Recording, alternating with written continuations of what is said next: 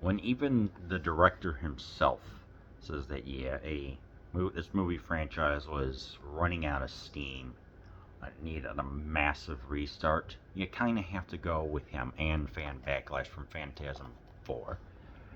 And yes, I can definitely agree with that. And this reaches its climax in a terrifying quest to discover once and for all. Blah blah blah, fears his whole man, all the usual stuff.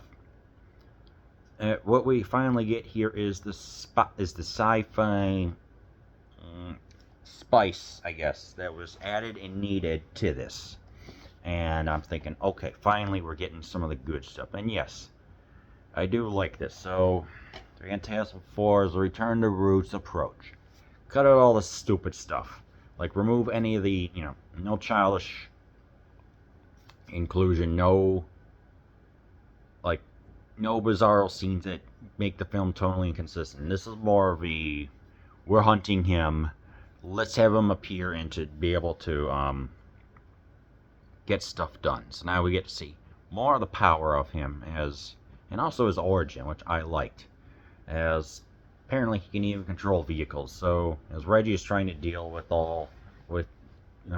Cody and Michael at the same time, apparently Cody is now able to become a sphere, which I'm like, okay, that's actually pretty cool and makes sense. And we get to discover a backstory, which, sometimes does a villain need one? It can be used more. A certain film franchise needs to explain some stuff so we can either feel sympathy or just more disliking towards our villain, So here, he was in the Civil War. He was a doctor named Jebediah Morningside. He was fixing the Civil War soldiers. I also got to see death be and how it came upon every day. There was nothing that he could do too much, so he started experimenting with time. We actually get to see him connect two little tubes or whatever. Wearing a nice suit and everything. Ultimately, he was able to discover enough of be able to become the being that he is now. It looks augmented, and I like that.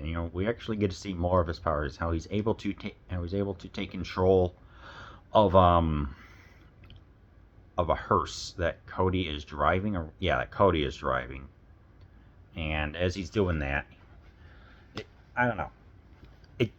It feels right. We'll get to see. There's even a dang coffin inside the hearse. That that obviously makes sense. And you only come out at certain times. So I'm like, Of course, Michael is going around and everything, and Reggie's there too. So it's like, we get a nice balance of everything as they try to figure out what's going on. Even in the desert, there's a tense scene where Morningside is hung from a tree, and we get original footage of a Michael Baldwin and him saying hey, I promise I won't do anything bad if you let me go. And there's a tense scene of saying, hey, is this going to happen or not? So that's actually a good way of how to include never before used footage in the right way. I like that, and again, the stuff here is tense, but it's also very slow. This movie is freaking slow. I wasn't bored or anything, but you're just wanting something to happen.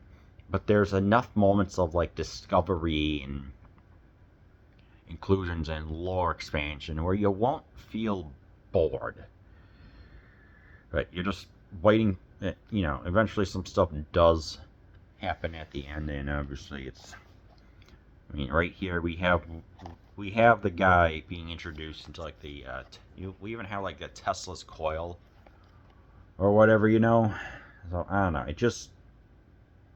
I just think it works well. There's even a scene where they go into the motel and everything, and for a little bit of comedic relief, it was it's an abandoned motel, of course. So Reggie pretends that this is a 5-star resort, including picking up a phone, getting like room service, the TV, the cracked TV with like all the channels and everything, as he's getting this woman out there. And then a surprising scene, like he's about to, be human again, about to enjoy a night of passion. Lo and behold, he removes the top, and there are two spheres that are there, and I'm just like, whoa, what the heck, So I don't know. It caught me by surprise, but I knew something was going to happen. I think there's very little nudity in this movie, and it's kind of a striptease where the woman is changing behind like a frosted partition. So it's like we do get a little bit. I'm happy that's what the actress agreed to do. But yeah, ultimately when it's revealed that's happening, so I'm like, okay, so this is the return of the roots that the franchise needed, but at this point, even the director himself said, yeah, this is just to get money out of the series. So I don't know. I mean, there would have been a script that would have called for a lot of Roger Avery, not sure who that is, had like this epic civil war going on between the undead and the tall man and his minions, and would have been Alter Reggie and everyone. So it's right there in the IMDb, but it would have cost too much, so ultimately there was a comic book made that probably detailed it more, so yeah. Phantasm 4, good return to roots, but you just wanted to. It just felt like I just wanted just a little bit more to make this freaking good. But yeah, I do recommend Phantasm 4 or OblIVion.